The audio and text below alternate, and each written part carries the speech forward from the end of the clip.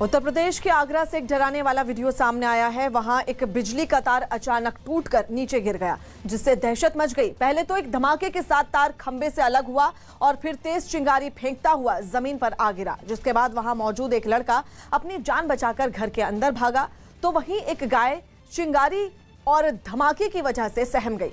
तार के जमीन में गिरने के काफी देर बाद भी वो चिंगारी निकलती रही और आतिशबाजी की तरह नजर आती रही। गनीमत ये रही कि पास खड़ी कार तक ये चिंगारी नहीं पहुंची, वरना एक बड़ा हादसा हो सकता था। जम्मू कश्मीर में लगातार हो रही बारिश ने वहां के कई इलाकों की शक्ल ही बदल कर रख दी। आसमान से बरस रहे पानी की वजह से वहां हालात इस कदर बिगड़ गए कि घर से कदम बाहर रखते ही आसपास खतरा मंडराने लगा और लोगों का जीना मुहाल हो गया। राजौरी में भी बारिश आफत बनकर बरस रही है। वहाँ नदी नाले उफान पर हैं। उनमें पानी इतनी तेजी से बह रहा है कि महज देखने भर से ही कोई भी डर जाए। नदियों में पानी लगातार बढ़ता जा रहा है, जिससे बाढ़ का खतरा भी बढ़ गया। लगातार बिगड़ते हालात के बीच जिला प्रशासन की टीम ने कुछ इलाकों का मुआयना किया। प्रशासन के एक अधिकारी भी भारी बारिश के बीच उन जगहों पर पहुंचे जहां लोगों के लिए खतरा ज्यादा है। पूरे जिले के अंदर अलर्ट दिया गया है। बारिशें ज्यादा हो रही हैं, लैंडस्लाइड्स हो सकती हैं, नदी नाले का बहाव जो है वो तेज है। उफनते नदी नालों पर बने पुल से गुजरना भी लोगों के लिए किसी चुनौती से कम नहीं।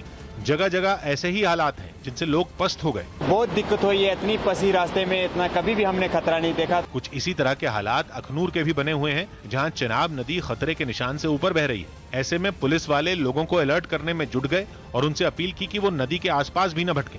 इसके लिए लगातार अनाउंसमेंट की जा रही है। कोई भी जो है चिनाब के किनारे न आए, ताकि कोई किसी दुर्घटना का शिकार न हो। पुलिस ने न सिर्फ अनाउंसमेंट के जरिए लोगों को नदी के पास जाने से रोका, बल्कि घाटी के आसपास कुछ पुलिस वाले भी तैनात कर दिए गए, जो लोगों को वहां से लौटाते दिखे। यही नहीं, नदी के सभी घाटों पर एसडीआरएफ के जवानों ने भी मोर्चा संभाल लिया।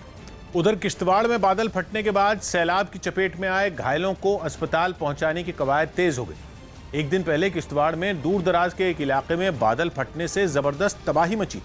इस घटना में अब तक 9 लोगों की मौत हो चुकी है और 17 बुरी तरह जख्मी, जिन्हें पुलिस के जवान इलाज के लिए जिला अस्पताल लेकर पहुंचे। वहां उन लोगों का इलाज शुरू हुआ, लेकिन उनके दिल में घटना के बाद से समा चुकी दहशत ने वहां भी उनका पीछा नहीं छोड़ा। मकान शकार गिर गया उधर, कोई पता ही नहीं लगा क्या हुआ क्या नहीं। घायलों के साथ उनके जानकार और रिश्तेदार तो पहुंचे ही, साथ में पुलिस के कुछ अफसर भी जिला प्रशासन की टीम के साथ वहां पहुंचे। उन्होंने घायलों से उनका हाल जाना, उनसे मुलाकात की, उनका दर्द बांटने की कोशिश की। और दूसरी तरफ चलता रहा लापता लोगों की तलाश का अभियान।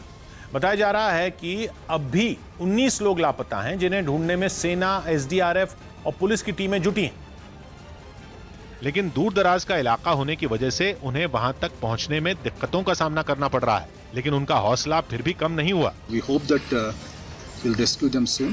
चारों तरफ तबाही के बीच ये जवान अपनों से जुदा हो चुके लोगों तक पहुंचने के जरिए को आसान बनाने में जुटे हैं। एक जगह से दूसरी जगह जाने के लिए नदी पार करके ही जाया जा सकता है, जिसके लिए बड़े बड़े डंडों और पेड़ के तनों से एसडीआरएफ की टीम रास्ता बनाती दिखी। लेकिन समय बीतने के साथ लापता लोगों के परिवार वालों के सब्र का बांध टूटने लगा है। उन्हें डर है कि कहीं वो अपनों को खो न बैठे, जिसका दर्द उनकी आंखों से आंसू बनकर बहने लगा। किसी के पास सिर रखकर रोने के लिए कंधा बचा, तो किसी के पास वो भी नहीं। उन्हें बार बार तबाही का वो मंजर याद आ रहा है, जिसने उनका सब कुछ खत्म करके रख दिया। किसी को पुकार थी, लोग रो रहे थे। वहाँ से जो तस्वीरें सामने आई, उनमें चारों तरफ तबाही दिखी। कई मकानों को भारी नुकसान पहुंचा। उनमें रहने वाले कुछ लोग चल बसे, तो कुछ का अब तक पता नहीं चल सका। जो गांव था ये है ही नहीं कहीं, अब नामो निशान ही खत्म हो गया है इसका। आंसू उन लोगों की आंखों में भी आ गए जिन्हें तलाशी अभियान के दौरान कोई अपना वापस मिल गया। कुछ महीनों बाद होने वाले यूपी विधानसभा चुनावों में जीत के लिए बीजेपी ने दिल्ली में रणनीति बनाई है। इसमें बीजेपी के आला नेताओं ने मिशन 2022 में जीत के लिए सांसदों को कुछ मंत्र दिए हैं। जनता का दिल जीतने के लिए यूपी के नए केंद्रीय मंत्री गांव-गांव जाकर आशीर्वाद यात्रा निकालेंगे। इसके अलावा यूपी सरकार जनता को 5 साल की अपनी उपलब्धियां बताएगी, जिसमें कानून व्यवस्था में सुधार से लेकर अयोध्या में राम मंदिर बनाने तक का जिक्र है। इसके लिए यूपी सरकार ने विकास बुक तैयार की है, जिसके पहले पन्ने पर रामलला विराजमान की तस्वीर है। बीते विधानसभा चुनावों की कामयाबी को यूपी में फिर से दोहराने के लिए बीजेपी की जो बैठक एक दिन पहले से चल रही है, ये उसी की तस्वीरें हैं। दिल्ली में चल रही इस बैठक में यूपी के सांसदों के साथ मुख्यमंत्री योगी आदित्यनाथ और पार्टी के राष्ट्रीय अध्यक्ष जेपी नड्डा ने विचार मंथन किया। इस बैठक में यूपी बीजेपी के अध्यक्ष, संगठन मंत्री, पार्टी प्रभारी सहित कई बड़े नेता शामिल हुए। बताया गया कि इस बैठक में पीएम मोदी के निर्देश पर जो योजनाएं बनी हैं, उसे सांसदों को बताया गया। बताया गया कि इन योजनाओं से जनता तक पार्टी की बात पहुंचाने में मदद मिलेगी। इसी के तहत तय किया गया कि स्वतंत्रता दिवस के बाद बीजेपी यूपी में आशीर्वाद यात्रा निकालेगी। आशीर्वाद यात्रा केंद्रीय मंत्रिमंडल में शामिल किए गए सभी 7 मंत्री निकालेंगे, जो 4 लोकसभा क्षेत्रों से होते हुए अपने संसदीय क्षेत्र जाएंगे। ये यात्रा 16, 17 और 18 अगस्त को निकाली जाएगी। बताया गया कि चूंकि अभी संसद का मॉनसून सत्र चल रहा है, इसलिए सांसदों से बातचीत के लिए दिल्ली में बैठक की गई। बैठक भले ही दिल्ली में हुई, लेकिन इसमें सांसदों और मंत्रियों को सीधे जनता से जुड़ने के निर्देश दिए गए। पार्टी अध्यक्ष नड्डा और मुख्यमंत्री योगी ने जनता के बीच प्रधानमंत्री मोदी के कामकाज का जोर शोर से प्रचार करने की जरूरत बताई।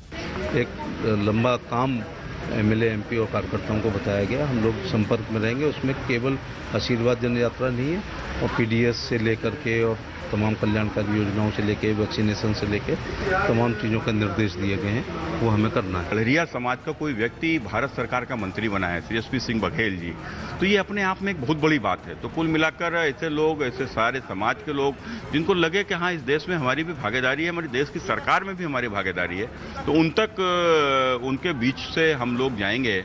बीजेपी ने 2022 में यूपी की सत्ता में वापसी के लिए केंद्र सरकार के साथ ही योगी आदित्यनाथ सरकार की उपलब्धियां गिनाने की भी रणनीति बनाई है। इस नई रणनीति के तहत चुनाव की तैयारियों के बीच यूपी सरकार ने इरादे नेक काम अनेक नाम से एक बुकलेट तैयार की है, जिसमें केंद्र और राज्य सरकार का अब तक के कामों का ब्यौरा है।